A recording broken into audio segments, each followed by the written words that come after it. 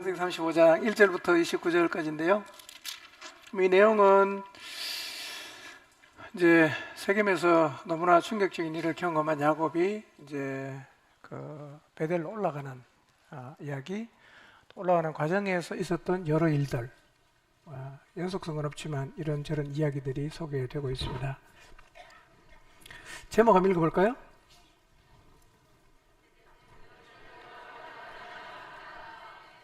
네, 우리 영상팀 수고 많은데 사실은 영상팀 하면 설교 하나도 못 들어요. 이것만 신경 쓰기 때문에. 근데 우리는 박수는 한번 쳐줘야 되지 않겠어요?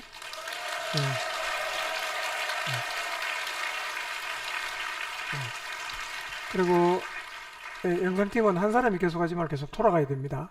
계속 못 들으면 안 되니까 팀이 많아가고 계속 돌아가면서 한 번 정도씩만 하도록 그렇게 좀 했으면 좋겠고요. 그렇게 하려고 하니까 영상팀을 좀 이렇게 자원해서 섬기는 사람이 필요하거든요. 그래서 혹시 뭐 특별한 기술도 필요 없습니다.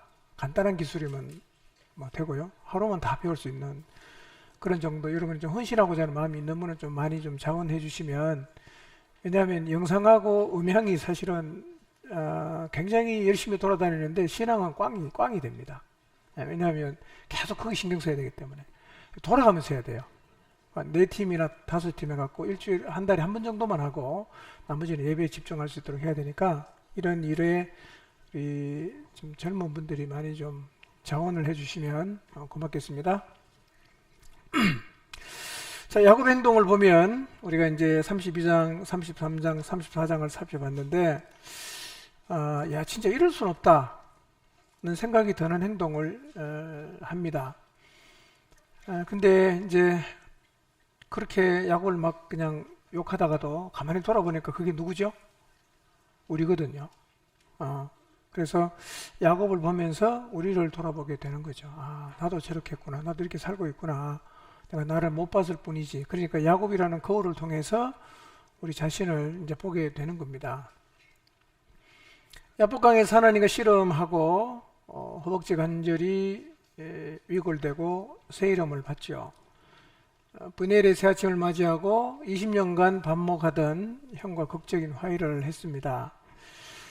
정말 속이 후련했을 거예요. 이제는 고향으로 돌아가는데 모든 걸림돌이 다 제거가 되었습니다. 이제 평안하게 베델에 가서 살면 야곱은 정말 하나님 안에서 행복하게 살 수 있을 것 같은데, 웬일인지 야곱은 베델로 안 가고 세겜으로 갑니다. 근데 사실은 내용을 쭉 알고 이렇게 읽어보면 우리 눈이 의심이 되는 거예요. 아니, 왜 세겜으로 가지? 베델 가야 되는데 왜 세겜 가지? 이제 그렇게 우리가 야곱을 보면서 좀 의아해 하는데요. 우리가 그렇게 지금 살고 있을 수 있다는 거예요. 우리가. 여러분, 이번에 수련회 은혜 받고 교회 밖을 나서면서 세겜으로 가지 않기를 바랍니다. 바로 세겜으로 갈 수도 있어요. 그래서 저 친구가 왜 또 세겜으로 가는 거지? 우리가 세겜으로 가는 야곱 같은 친구를 보면서 안타까워하는 일이 없게 되기를 바랍니다. 자, 그렇게 세겜으로 온 야곱의 온 가족은 지울 수 없는 상처를 입습니다. 딸이 강간당하고 또 두 아들의 주도로 세겜 사람에게 할례를 받아야 통혼할 수 있다, 신앙적인 이유를 구실로 내세웠지만 사실은 그걸 빌미로 보복을 합니다. 집단살인과 그 다음에 약탈까지 했습니다. 야곱의 세계명에 결정적인 영향을 준 게 뭐 때문이었다 그랬죠? 시각 때문이었습니다. 시각 세 가지 얘기했죠? 하나는 견시관이에요. 근데 견시는 우리가 그냥 노력 안 해도 그냥 되는 건데요. 관은 우리가 할 수 있나요? 못하죠. 이거 관의 시각은 하나님만이 갖고 있어요. 하나님만. 그런데 여러분, 우리가 좀 주의해서 봐야 될 거는요, 야곱이 세겜에 머물 동안 하나님 이름이 한 번도 안 나온다는 거예요. 또 하나는 뭐죠? 기도를 안 했어요. 이 말은 무슨 얘기냐?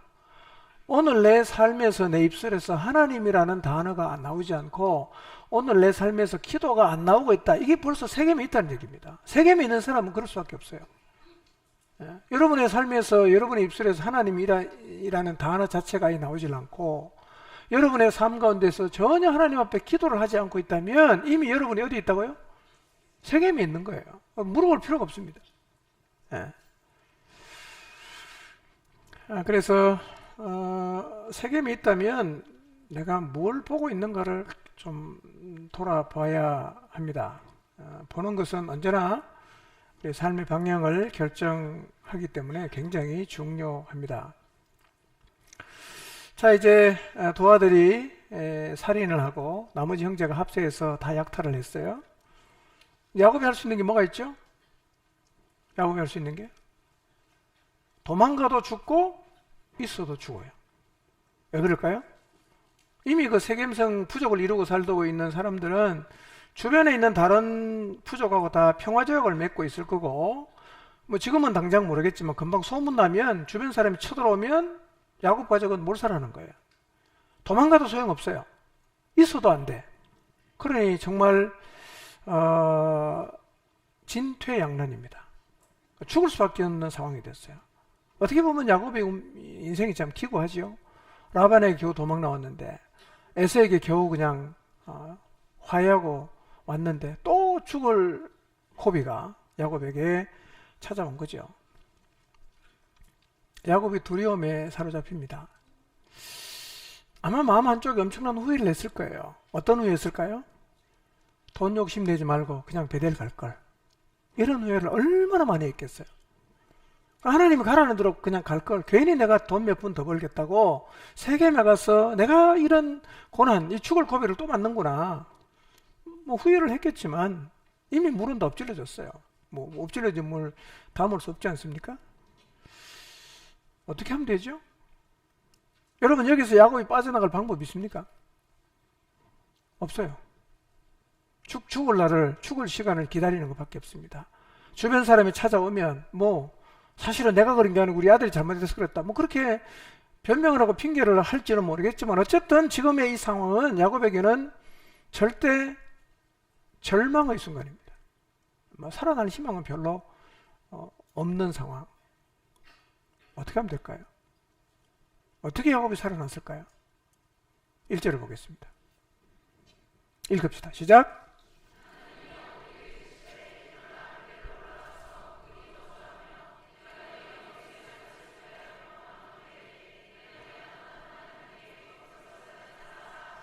예. 누가 나타났죠? 하나님 나타났어요. 예. 그리고 말씀도 하세요. 그냥 얼굴 썩 비춰주고 가신 게 아니라 나타나셔서 말씀하셨어요. 여러분, 이게 참 놀랍지 않습니까? 하나님은 속도 없는 분 같아. 그만큼 기회를 줬는데, 그만큼 은혜를 줬는데 끝까지 자기 갈 길을 간 이 야곱, 뭐가 이쁘겠어요? 뭐가 사랑스럽겠어요? 우리 입장, 우리 관점으로 보면 이런 인간은 손을 좀 톡톡히 봐야 되지 않겠어요?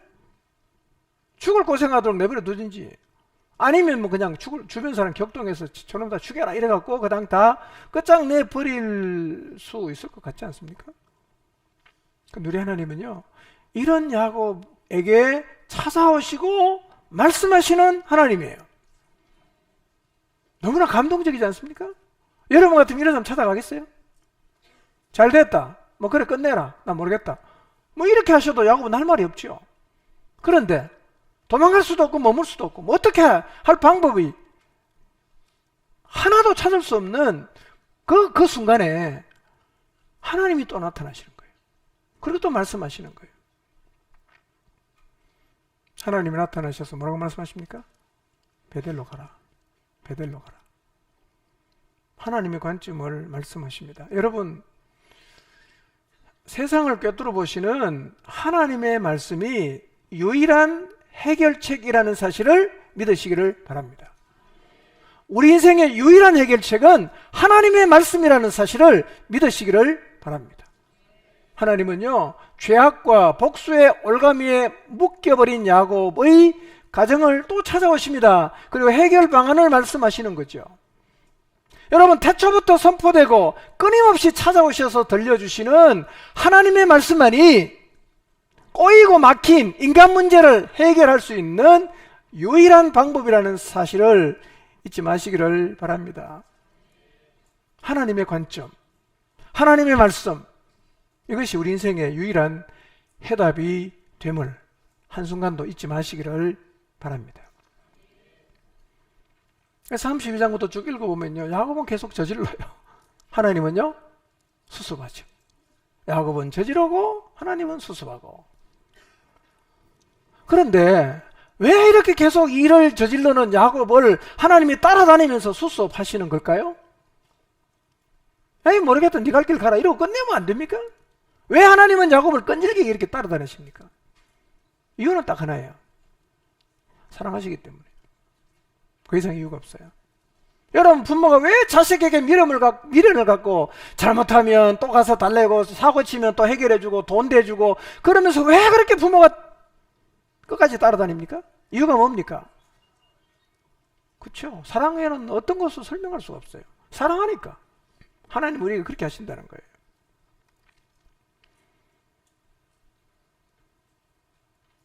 근데 뭐 그렇게 우리가 사랑받을 자격이 많습니까?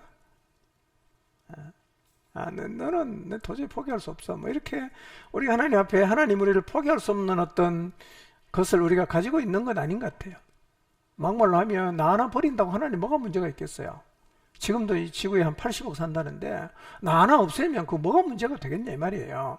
그런데 하나님은 나 하나 없으면 안 되는 것처럼 포기하지 않으시고 그렇게 나를 사랑하세요. 이유가 뭐냐? 없어요. 나를 사랑하는 존재로 창조했기 때문에 그냥 사랑하시는 거예요. 세상을 바라보는데 늘 견과 시어의 관점을 따라가는, 그래서 늘 사고를 치는 우리를 끊임없이 찾아오셔서 실험하시고 우리에게 관의 관점으로 이렇게 살아야 된다라고 말씀해 주시는 분이 바로 하나님이세요.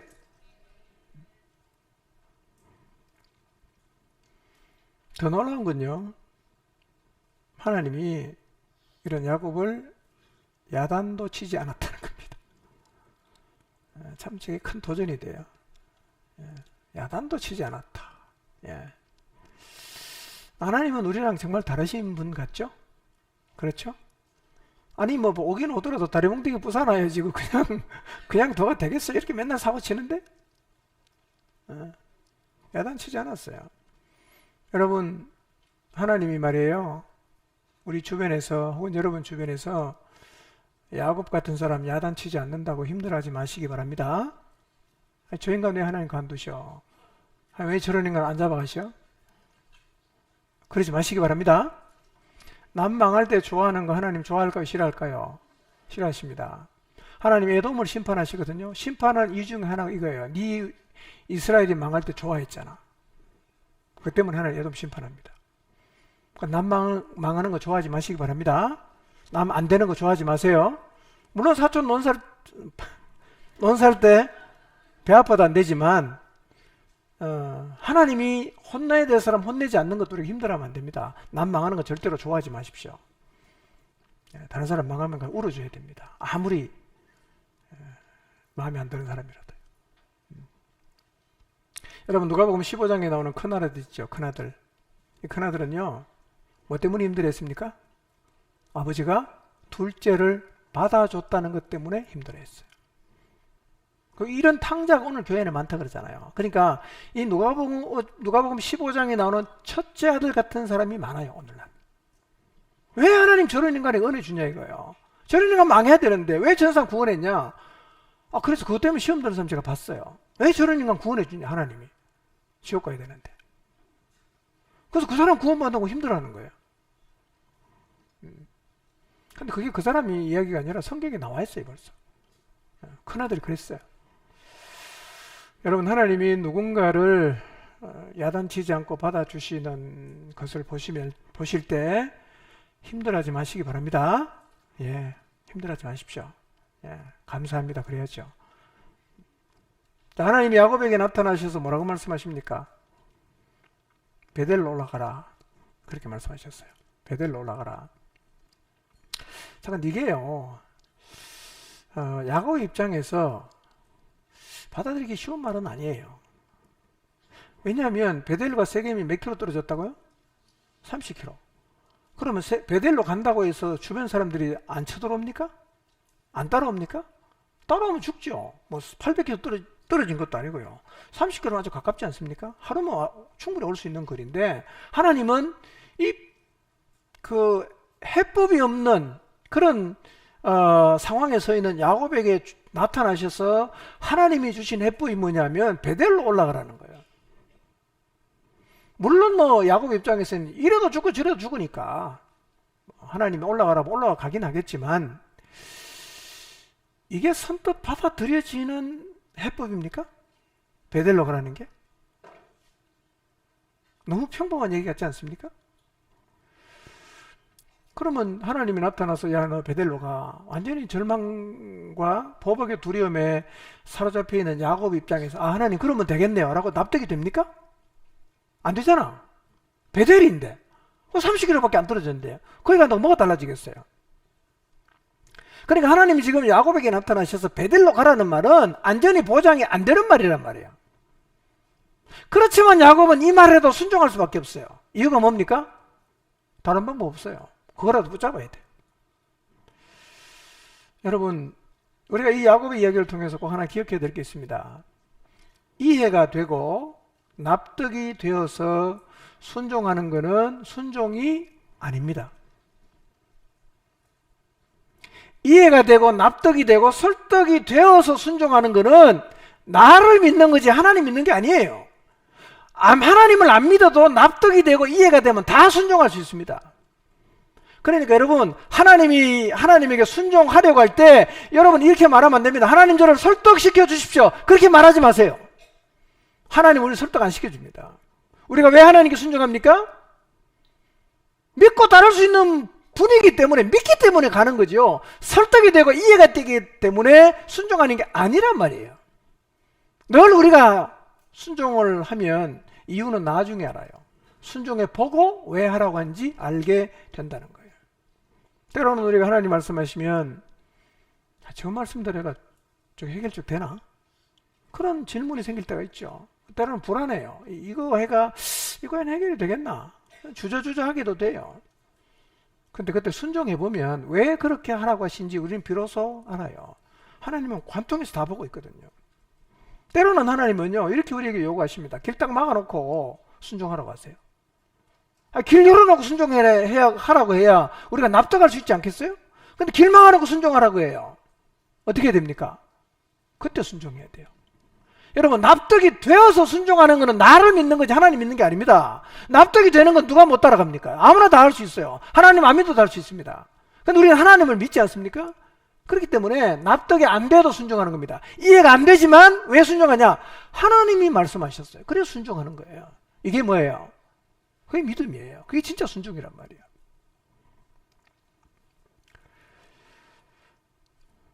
민수기 21장을 보면 이스라엘 백성이 가나안에 들어가려고 하다가 에돔 땅을 통과해야 되거든요. 그래서 사신을 보내서 우리가 아무 피해 안 주고 갈 테니까 좀 통과만 하게 해달라. 문제 생기면 돈으로 다 배상해 주겠다. 못 가게 합니다. 모세가 두 말 안 하고 돌아갑니다.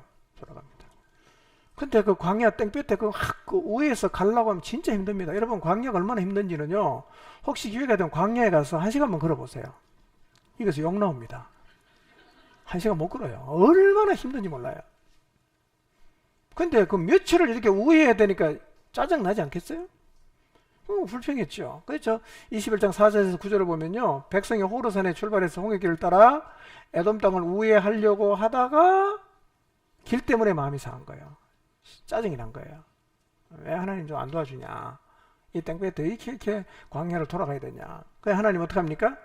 불뱀을 보냈어요. 원망하니까. 물리면 다 죽어. 하나님, 모세가 하나님께 기도합니다. 하나님 도와주십시오. 하나님 어떡합니까? 노뱀 하나 만들어갖고 장대 위에 달아라. 쳐다보면, 물리면 쳐다봐라. 이렇게 말씀을 하셨어요. 이게 이해가 되는 말입니까? 납득이 됩니까? 우리가 납득할 수 있는 건 뭡니까? 하늘에서 연고가 비처럼 내려와야 돼요. 포장 잘 된. 후시디 인형과 같은 게 휙 날아오든지, 아니면 뭐 천사가 휙 날아서 백신을 쫙 놔든지, 이렇게 하면 이게 순종할 수 있죠. 뭐 당연히 우리는 납득할 수 있어요. 납득이 되니까요. 근데 하나님의 방법이 뭐죠? 백신도 안 주고 연고도 안 주고 노뱀 달아놓고 쳐다봐라, 이렇게 말씀하시니까 이게 어떻게 납득이 됩니까? 어떻게 순종할 수 있어요? 근데 쳐다보니까 다 나았다는 거예요. 이게 뭐예요? 순종이에요. 순종은 납득이 돼서 하는 거 아닙니다. 이해가 돼서 순종하는 건 아니에요. 그거는 순종이라고 할 수가 없습니다. 여러분, 이 노뱀을 바라봄으로 구원받았잖아요. 불뱀에 물린 사람이. 똑같습니다. 십자가에 달리신 예수님을 믿음으로 구원받아요. 노뱀은 예수님이 십자가에 달리시고 노뱀을 바라본 사람이 구원받았던 것처럼, 십자가에 달리신 예수님을 믿음으로 바라보는 사람이 구원을 얻는다는 상징으로 요한복음 3장 14절부터 쭉 설명을 하고 있어요. 여러분, 예수님이 2000년 전에 이 땅에 오셔서 십자가에 달리셨어요. 죽었습니다. 이거 믿으면 구원받는다. 납득이 됩니까? 납득 안 되죠? 근데 이게 진리입니다. 이게 하나님 방법이에요. 뭔 얘기인지는 제가 내일 저녁에 잘 설명해 드리겠습니다. 이 말씀을 받아들이면 뭘 받습니까? 구원이에요. 그래서 순종이 우리를 구원하는 거예요. 야곱이 순종하면 그 절망의 순간에 구원받을 거예요. 근데 만약에 야곱이 하나님 베델 간다고 뭐가 달라집니다. 여기서 죽겠습니다. 그럼 어떻게 돼요? 뭐 끝나든지 뭐 하나님 죽이진 않겠지. 그냥 하나님이 나타난 것 자체가 기적인데 베델로 가라고 하시거든요. 근데 왜 하나님은 베델에 이렇게 집착하실까요? 세겜에 살면 안 됩니까? 좀 적당히 살면 안 됩니까? 왜 우리를 하나님 이렇게 따라다니면서 괴롭힙니까?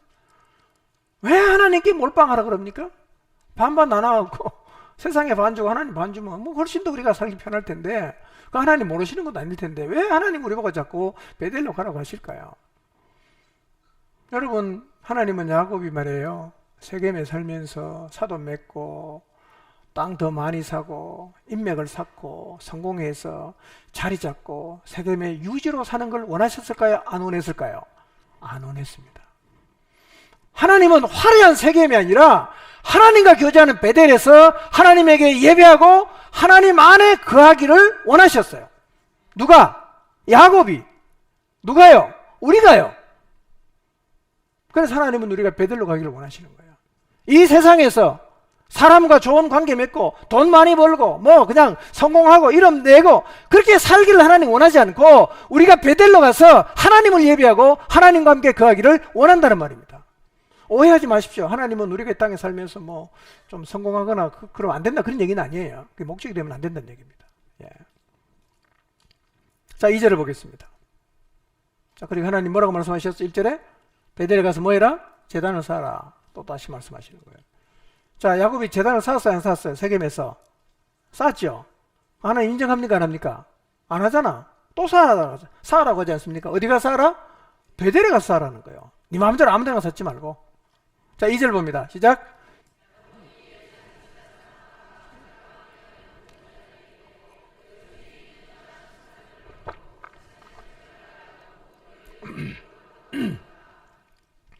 자, 베델로 올라가서 거기 거주해라, 살아라. 그럼 거기다가 제단을 쌓아라. 이 말씀을 듣고 야곱이 제일 먼저 한 게 뭐죠? 2절에 뭐 했죠? 이방신상 버려요. 그 다음에 자신을 정결케 한 다음에 의복을 바꾸어 입으라고 하셨는데, 자, 1절에 하나님이 야곱에게 나타나서 말씀하실 때 너 신상을 버려라고 말한 게 있나요? 다시 띄워보세요. 1절. 너네 집에 있는 신상 다 버려, 이런 말 했어요, 안 했어요? 안 했죠? 그죠? 근데 왜 야곱은 신상을 버립니까? 하나님이 1절에 나타나서 말씀하실 때 너네 집에 있는 우상 다 버리라고 말씀을 안 했다는 거예요. 근데 왜 야곱이 이 일을 할까요?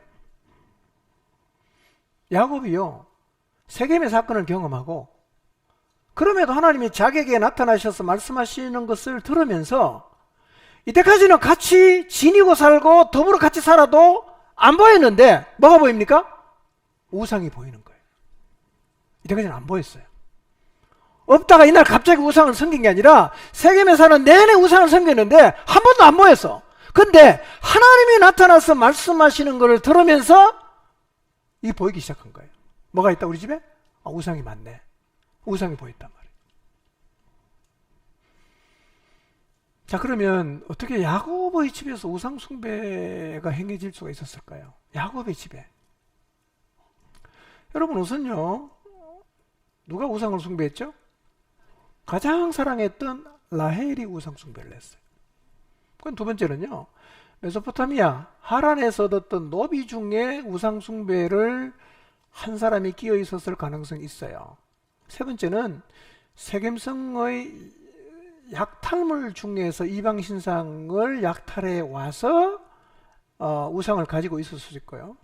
그러면서 이 야곱의 가족들은 자연스럽게 우상을 하나나 둘쯤 가지게 되었을 거예요.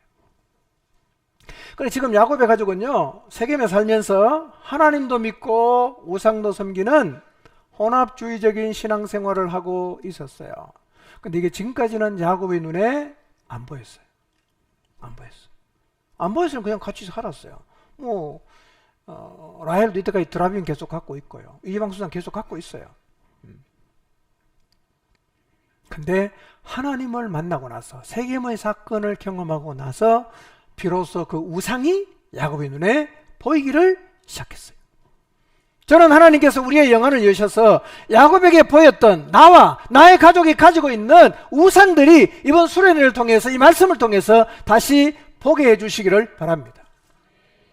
절망의 자리에서 찾아오시는 하나님을 만나고 거기서 자기를 돌아보면 우리 안에 있는 우상들이 보이게 될 것입니다.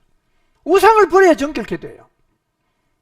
내 안에 우리 가정 속에 어느 틈엔가 들어와서 같이 섬기고 있는 우상이 뭐가 있을까 생각해 보시길 바랍니다. 사람일 수도 있고요, 돈일 수도 있고요, 여러분의 꿈일 수도 있고요, 아니면 여러분이 아끼는 그 무엇일 수도 있고요. 형체를 안 갖고 있어도 우리의 삶에도 우상이 있을 수가 있습니다. 우상을 우선 보게 되시길 바랍니다. 그리고 그 우상을 버리게 되시기를 바랍니다. 그 다음에 야곱이 뭘 요구합니까? 옷 바꿔 입어라. 옷을 의복을 바꿔 입어라. 여러분, 의복은 그 사람의 신분과 삶의 양태를 나타내는 건데요, 옷을 바꿔 입는다는 것은 현재 삶과 신분을 벗어던지고 새로운 삶으로 나간다, 그런 의미가 있어요. 여러분, 공 차고 운동할 때 입는 옷하고 누구 만나러 갈 때 입는 옷이 같습니까? 다릅니까? 다르죠? 옷이 바뀌면 뭐가 달라지지 않습니까? 우리가 이제 옛사람의 옷을 입고 지금까지 살아왔어요. 근데 예수님 믿고 새 사람 되었어요. 어떻게 살아야 돼요? 새 피조물 닦게 살아야 되겠죠? 고린도후서 5장 17절 한번 볼까요? 시작.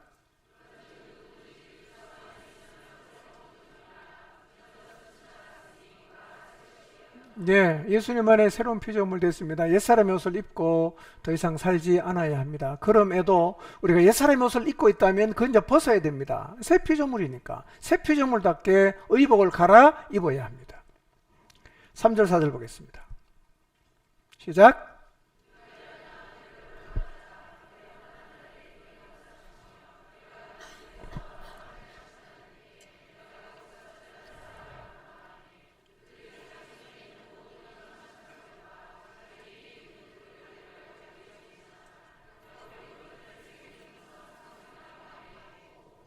자, 야곱이 자기에게 나타나셔서 말씀하신 하나님 말씀을 가족에 그대로 전해요. 우리가 베델로 올라가자. 내가 거기서 제단을 쌓으려고 한다. 하나님이 전해주신 말씀을 전했어요. 그러니까 어떻게 합니까? 가족이 따라와요. 아버지가 가면 따라옵니다. 지도자가 가면 따라와요. 리더가 가면 따라옵니다. 저는 포중침의 모든 가정의 지도자, 목장의 지도자, 그리고 제가 하나님 말씀을, 하나님이 주신 말씀을 선포하게 되기를 바랍니다. 선포하면 가는 거예요. 누가? 지도자가. 선포하시길 바랍니다. 목장의 모든 목자 여러분들, 하나님 주신 말씀 선포하십시오. 출발하십시오. 따라올 거예요. 그리고 뭐합니까? 가족들이 자기 손에 있는 모든 이방 신상, 그 귀에 있는 귀걸이를 야곱에게 다 갖고 왔어요. 야곱이 어디에 묻습니까? 상수리 나무 안에 다 묻어요. 특히 고대인들에게 귀걸이는요, 그냥 액세서리가 아니에요. 이것은 신상이나 주문, 부적 같은 거 있죠? 그런 형태의 간이용 우상이라고 할 수가 있어요. 고대인들은 이걸 이제 붙이고 다니면 악기를 몰아낸다, 뭐 행운이 온다, 뭐 이런 생각을 했습니다. 근데 모든 것, 하나님에 의지하고 기대하고 바라게 되는 모든 것을 다 상수리 나무 안에 묻었다, 이렇게 말하고 있습니다. 묻고라는 말의 타멘이라는 말은요, 어떤 물건을 매장에서 완전히 감추는 걸 의미하는데요, 두 가지 의미가 있어요. 묻었다는 말은 우상 숭배를 완전히 청산했다, 그런 의미 하나 있어요. 그 다음에 하나님의 언약 앞에서 모든 우상은 죽었다, 두 가지 의미입니다. 묻었다는 그런 의미예요. 여러분, 광야에 이스라엘이 금송아지 만들었잖아요. 모세가 산에 올라가서 안 내려오니까 모세 죽었다, 우리를 인도할 신 만들자. 참 말이 안 되죠. 신을 어떻게 자기가 만들어가 신이라고 섬길 수 있습니까? 근데 이스라엘이 그렇게 우둔한 짓을 했어요. 금송아지 만들었죠. 모세가 보니까 뭐 산 밑에서 막 소리 나는데 이거 무슨 노래하는 소리 같기도 하고, 뭐 내려와 보니까 막 금송아지 만들고 지금 난리법석 떨고 있잖아요. 어떡합니까? 모세가 금송아지 갖다가 불을 살라서 다 부숴서 가루를 냅니다. 그리고 어떡하죠? 이스라엘 자손이 다 마시게 해요. 완전 단죄를 의미하는 거죠. 하란에서 돌아온 지 10년이 지났어요. 근데 집안을 번창케 하려고 돈 좀 벌겠다고 세겜에 머무느라 아직까지도 이행하지 못한 베델의 서원을 10년이 지난 다음에 세겜의 아픔을 겪은 후에 비로소 이제 야곱이 이행을 하고 있어요. 5절을 보겠습니다. 시작.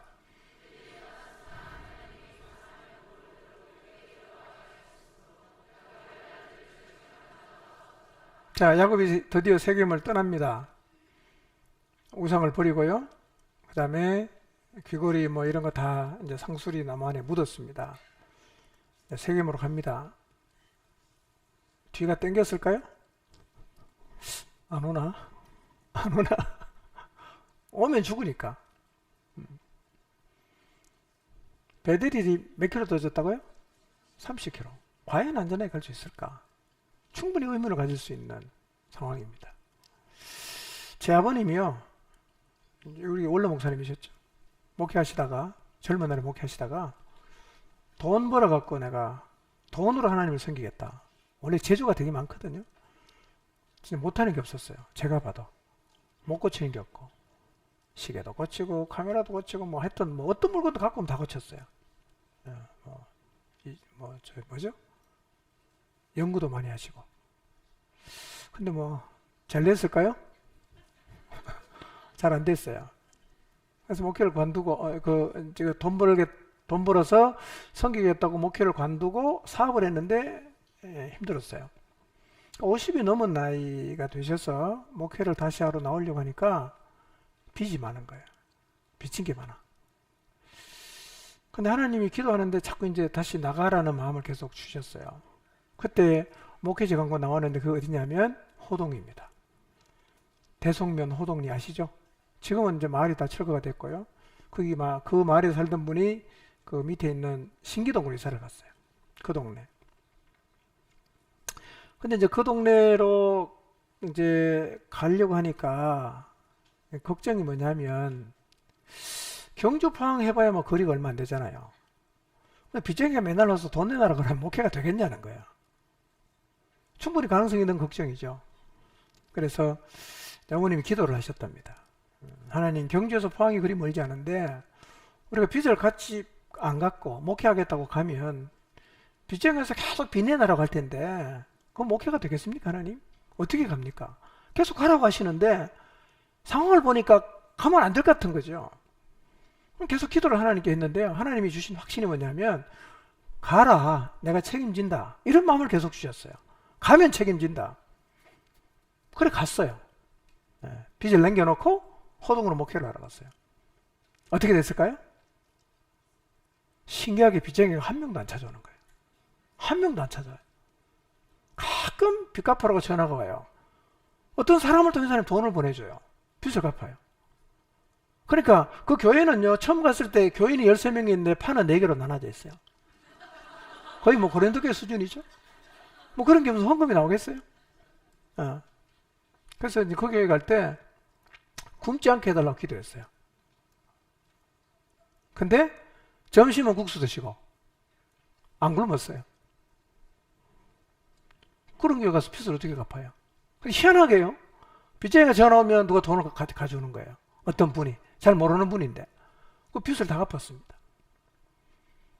그러니까 야곱이요, 세겜에서 베델, 그 얼마 안 되는 거리인데 가면 금방 쫓아갈 것 같으니까 얼마나 불안하겠어요. 근데 어떻게 됐어요? 아무도 안 쫓아왔어요. 왜 안 쫓아왔죠? 여러분, 하나님이 야곱의 가정을 지키신 방법은 철병거를 보내거나 말과 같은 강력한 무기를 보내서 야곱이 완전히 그냥 대단한 군대로 거듭나게 해서 야곱을 지킨 게 아니에요. 어떻게 지켰다 그랬죠? 잠깐만요. 5절 다시 한번 볼까요? 5절 읽습니다. 시작.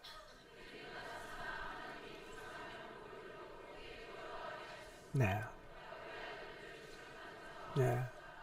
어떻게 지켰어요? 사명 고을 사람 마음속에 두려움을 넣어준 거예요. 누군지 알아요. 그 사람들은 무슨 짓 했는지도 알아요. 가서 다 잡아야 돼. 죽여야 돼. 근데 뭐가 있어요?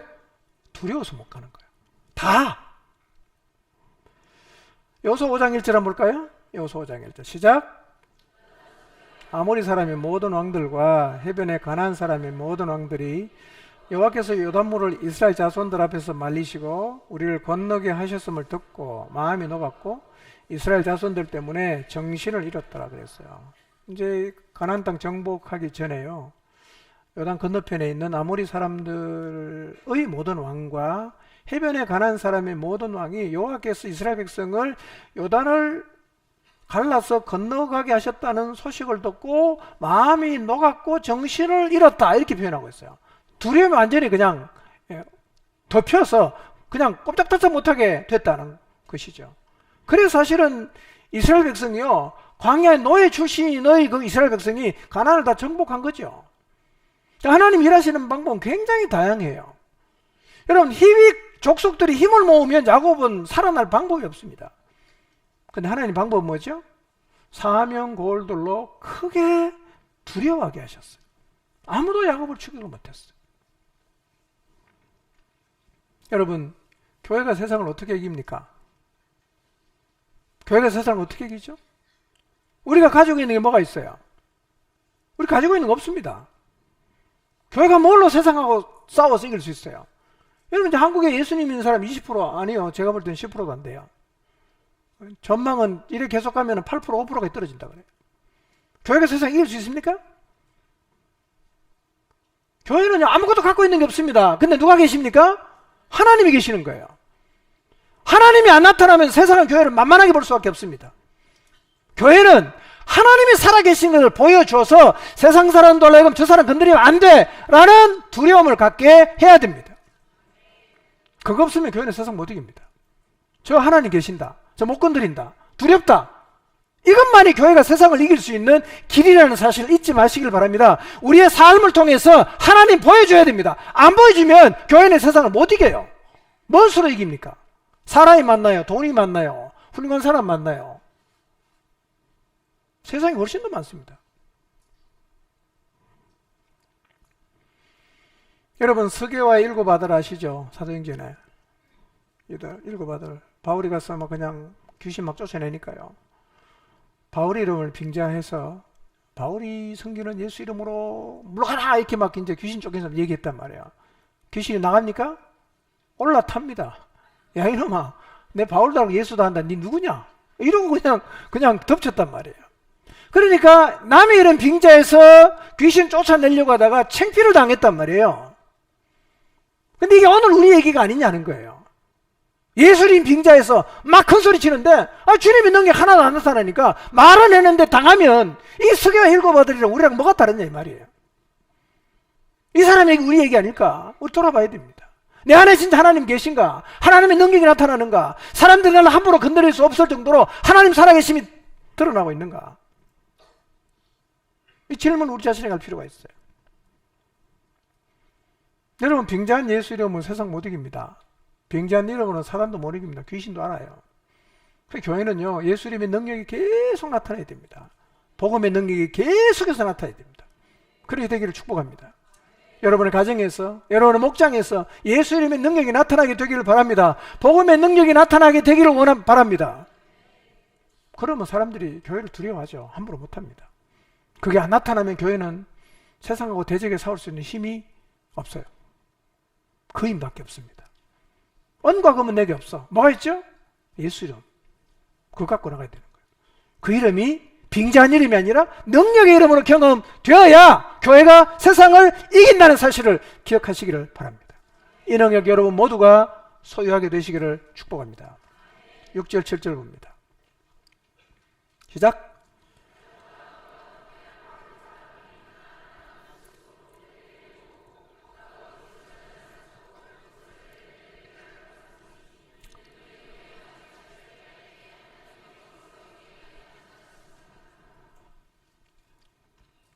자, 야곱이 그와 함께한 모든 사람이 어디에 도착했죠? 가나안 땅 루스 곧 베델에 이르렀다. 그렇게 말하고 있습니다. 굳이 두 개를 다 언급할 필요가 있을까요? 그냥 베델 그러면 되잖아. 원래 베델의 원래 이름이 뭐였죠? 루스였어요. 이 처음에 베델 이름을 누가 지었죠? 야곱이 지었죠. 몇 년 전에? 30년 전에. 그러니까 30년 전에 하나님을 만난 그 감격을 표현하기 위해서 루스 곧 베델에 이르렀다 이렇게 언급을 하는 거죠. 그리고 그게 뭘 7절에 보니까 뭐 하죠 거기에? 제단을 쌓았죠. 30년 돌무더기 쌓아놓고 관리를 안 했으니까 뭐 다 무너졌겠죠? 그게 다시 제단을 쌓는 거예요. 감회가 새로웠을 거예요. 지난 30년 세월 쫙 주마등처럼 지나갔겠죠. 바로 얼마 전에 세겜에서 겪었던 그 고통스러운 사건도 다 기억나겠죠. 아마 거기서 여러 가지 생각을 했겠지만 세겜의 실수가 야곱의 마음속에 큰 아쉬움으로 남았을 거예요. 너무나 은혜를 많이 받았는데 그럼에도 불구하고 하나님이 가라고 하는 베델로 안 가고 세겜으로 내려가서 그렇게 큰 홍역을 치렀던 그 실수가 야곱의 마음속에 깊은 아픔으로 남았을 것입니다. 야곱이 그곳에 제단을 쌓습니다. 이름은 뭘로 부르죠? 엘 베델이에요. 무슨 뜻이죠? 베델에 계신 하나님, 하나님 베델의 하나님 그런 뜻이거든요. 베델은 장소를 의미합니다. 베델은 장소. 엘 베델은 뭐죠? 그곳에 계신 하나님을 의미합니다. 그리고 사실은 베델보다 뭐가 더 중요하죠? 엘 베델. 그곳에 하나님이 계셔야 돼. 그곳에 하나님이 계셔야 돼. 여러분 하나님의 집도 중요하지만 뭐가 더 중요합니까? 그 집에 하나님이 계시는 게 더 중요하지 않겠어요? 하나님 계셔야죠. 여러분 교회보다 중요한 게 뭘까요? 교회에 계시는 하나님입니다. 우리가 모일 때 하나님이 계셔야 됩니다. 우리가 모이면 여기 계신 하나님을 만날 수 있어야 돼요. 근데 하나님이 집에 왔는데 하나님이 안 계신다. 어떻게 해요? 무슨 의미가 있어요? 언제나 엘 베델에 머물게 되시기를 바랍니다. 베델에 계신 하나님, 내 안에 계신 하나님, 우리 목장 안에 계신 하나님, 우리 교회 안에 계신 하나님, 엘 베델. 자, 하나님은 1절에서 하나님 하라고 했거든요. 3절에서 야곱이 가족들의 하자고 전해줍니다. 그리고 7절에 하나님 말씀하신 대로 해요. 1절에 하나님 하라고 하고 3절에서 가족에게 하자고 하고 7절에서 가족과 함께 그걸 해요. 1절, 3절, 7절에 하나님 시킨 대로 했습니다. 자, 그러면 하나님은 왜 야곱을 베델로 가라고 하실까? 왜 하나님은 베델에 집착하실까? 여러분 베델이 어떤 곳이죠? 베델이 어떤 곳입니까? 자, 하나님이 야곱에게 너 베델로 가라 라고 말씀을 하셨을 때 야곱은 어디 있었죠? 세겜에 있었죠. 중요한 얘기입니다. 하나님이 만약에 오늘 우리를 만나서 야 너 베델로 가 라고 말씀하신다면 내가 어디 있다는 증거예요? 세겜에 있다는 증거예요. 세겜에 있으니까 베델로 가라고 합니다. 베델에 있는 사람한테 베델로 가라고 말할 이유가 없어요. 근데 하나님 왜 야곱에게 베델로 가라고 말씀하십니까? 세겜에 있으니까요. 나는 어디에 있을까? 한번 생각해 보십시오. 오늘 우리는 어디에 있을까요? 베델에 있을까요? 세겜에 있을까요? 반쪽 순종하는 자리에 있을까요? 온전한 순종하는 자리에 있을까요? 사울처럼 가치 있는 것은 안 하고 값없는 것만 진멸하는 그런 느슨한 순종의 자리에 있을까요? 아니면 온전한 순종의 자리에 있을까요? 오늘 만약에 하나님 우리 보고 야, 너 베델로 가라 이렇게 말씀하신다면 그건 우리가 세겜에 있기 때문일 것입니다. 여러분, 야곱이 세겜의 사건을 경험하기 전까지만 해도요, 집에 있는 이방신상, 간이용 우상인 귀고리, 이게 우상으로 보였습니까? 안 보였잖아요. 자연스러웠어요. 같이 살았어요. 어느 순간 그게 우상으로 보였다는 거예요. 베델로 가라는 말은 세겜을 단절하는 얘기입니다. 세겜을 단절해라. 너 세상을 향한 갈망 좀 내려놔라. 돈 벌겠다는 생각 좀 내려놔라. 이렇게 하나님 야곱에게 말씀하신 거하고 똑같은 거예요.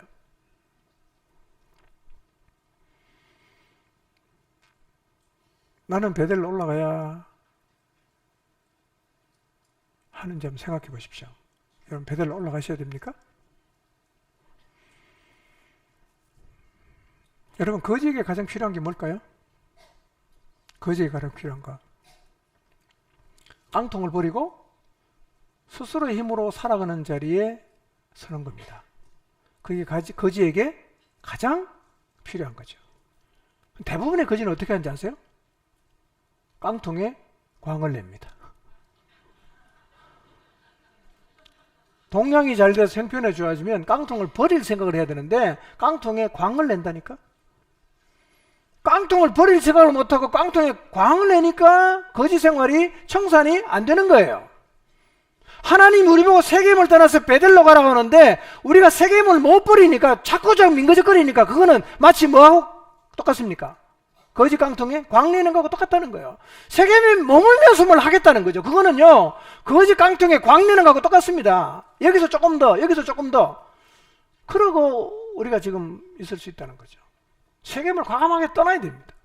어디로 가야 됩니까? 하나님이 계신 곳, 하나님의 약속이 있는 그곳으로 올라가야 되는 거예요. 근데 여러분, 베델은요, 광야입니다. 세겜은요, 성읍이에요. 우리는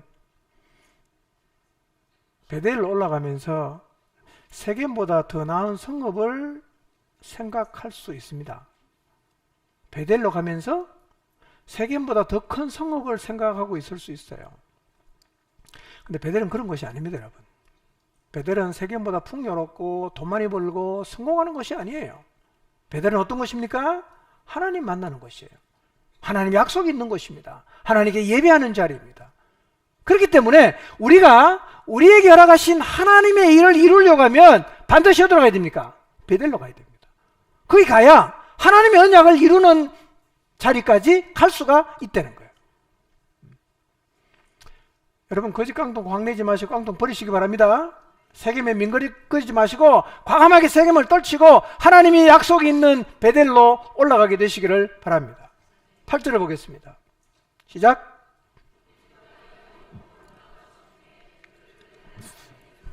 장사하고 알론 바구시라 불렀더라 그랬어요. 자, 재밌는 거는요, 에서와 야곱이 장자권 때문에 이제 속이고 속고 하는 그 와중에서 리브가가 야곱을 바단 아람으로 가라고 하죠. 그 뒤로부터는 성경에 리브가 이름이 안 나옵니다. 전혀 언급이 안 돼요. 누구 이름이 나옵니까? 리브가의 유모가 나와요. 리브가는 안 나오는데 리브가 유모가 나와요. 그 학자들은 생각합니다. 드보라는 야곱에게 어머니 리브가의 마지막 흔적이었을 것이다. 그래서 아마 드보라가 이 동행하게 된 이유는 야곱의 어머니 리브가가 돌아가신 후에 어머니를 생각하면서 아마도 야곱이 드보라를 데리고 왔을 것으로 생각을 해요. 그렇다고 해도 일개 유모에 지나지 않는 여성인 드보라의 죽음도 얘기하지요. 장지까지 성경에 기록하는 것을 보면 이 드보라의 삶이 분명히 하나님 보시기에 아름답고 기뻐하실 만한 것이었을 거로 생각할 수 있어요. 아무나 안 적지 않습니까? 리브가도 안 나왔는데 그 유모가 죽은 장소, 그 다음에 장사한 나무 이름까지 다 적어놨지 않습니까? 뭐라고 불렀죠? 알론 바굿. 무슨 뜻이죠? 통곡의 상수리 나무. 여러분, 야곱과 리브가는 각별했지 않았습니까? 얼마나, 이삭하고 에서 붙어 있고 야곱하고 리브가가 붙어 있었잖아요. 근데 어머니 못 만났잖아. 그 유모를 보면서 어머니 생각하는 거죠. 근데 그 유모가 죽었어요. 야곱이 많이 울었다는 얘기입니다. 그러니까 통곡의 상수리 나무. 그래서 알론 바굿이라고 지은 거예요. 자, 9절 12절 봅니다. 시작. 돌아오매 하나님이 다시 야곱에게 나타나사 그에게 복을 주시고 하나님이 그에게 이르시되 내 이름이 야곱이지만은 내 이름을 다시는 야곱이라 부르지 않겠고 이스라엘이 내 이름이 되리라 하시고 그가 그 이름을 이스라엘이라 부르시고 하나님이 그에게 이르시되 나는 전능한 하나님이라 생육하며 번성하라 한 백성과 백성들의 총회가 내게서 나오고 왕들이 내 허리에서 나오리라 내가 아브라함과 이삭에게 준 땅을 내게 주고 내가 내 후손에게도 그 땅을 주리라 하시고. 자, 바단 아람에서 베델로 돌아왔습니다. 그러니까 하나님 어떡합니까? 또 나타나시는 거예요. 너무 반가워서 야, 너 왔구나. 반갑다. 또 나타나셨어요. 그리고 어떡합니까? 복을 주세요. 그러니까 나타나시고 말씀이 임하는 거예요. 나타나시고 말씀이 임합니다. 자, 10절부터 다시 보면요. 뭔 얘기하냐? 확인해 주는 거죠. 다시 말씀하세요. 야곱과 실험할 때 했던 얘기 또 하십니다. 내 이름이 야곱이지만 다시는 야곱이라 부르지 않겠다. 이스라엘이 내 이름이 될 거다. 그리고 이스라엘이라고 불러주십니다. 무슨 뜻입니까? 다시 확인시켜 주는 겁니다. 야, 너 이제 야곱 아니야? 기만과 남의 발뒤꿈치 붙잡고 술수를 가지고 살았던 그 삶을 청산하고 그 이름에 이스라엘이라는 이름에 걸맞는 삶을 살아라. 그거 다시 말씀하시는 거예요. 그리고 하나님의 사람과 겨루어 이긴 사람답게 하나님의 복만을 구하며 살라. 이렇게 말씀하세요. 그 다음에 11절에는 하나님 자기를 어떤 분으로 소개합니까? 나는 전능한 하나님이다. 여러분, 창세기에서 전능한 하나님은 두 번째 나타나요. 첫 번째 언제 나타나냐? 17장에 하나님께서 아브라함이 99세 때 전능한 하나님으로 나타났어요. 두 번째 지금 나타나는 거예요. 두 번째 전능한 하나님으로 나타나셨어요. 여러분, 하나님이 전능하시다는 것은 우리의 신앙에서 굉장히 중요한 인식이에요. 여러분, 하나님 전능하시다. 이걸 믿으십시오. 여러분의 삶에 풀리지 않는 문제 있을 수 있어요. 여러분 해결할 수 없는 문제가 있을 수 있고 불리하게 돌아가는 문제가 있을 수도 있습니다. 그러나 하나님이 전능하신 분임을 믿는다면 무너지지 않을 거예요. 전능하신 정도가 아니라 우리를 사랑하시지 않습니까? 절대로 포기하지 않는 그 나를 사랑하시는 하나님이 전능하신 하나님이라면 지금 내 눈앞에 이해할 수 없는 현상이 펼쳐진다고 해도 그 결말은 언제나 선할 거예요. 전능하니까, 사랑하니까. 하나님을 사랑하는 자, 곧 그의 뜻대로 부르심을 입은 자들에게 모든 것이 합력해서 선을 이룬다. 여러분, 우리가 야곱의 그 지나온 과정을 보면서 하나님이 허벅지 관절을 쳐서 어긋나게 했죠? 이런 의미 들 수 있었어요. 왜 다리를 절개하면서 형을 만나게 하는가? 하나님 무능함입니까? 아닌 걸 확인했죠? 저렇기 때문에 화해가 된 거였단 말이에요. 여러분이 원하는 상황대로 하나님이 안 바꿔준다고 하나님이 무능하다고 생각하지 마십시오. 절대로 하나님 무능한 분 아니에요. 하나님은 우리가 원하는 대로 상황을 바꿔주지 않아도 길을 가지고 계시는 분이십니다. 언젠가 제가 말씀드렸죠? 하나님에게는 언제나 확실한 대책이 있다는 사실을 믿으시기 바랍니다. 12절에서 땅에 대한 약속을 재확인하세요. 자, 그 다음 거 비춰주세요. 빨간 글씨. 방송실? 그 원고 있는 거 비춰줘요. 12절에서 땅에 대한 약속을 재확인하십니다. 그 다음에 있는 거 뭐죠? 안 나와?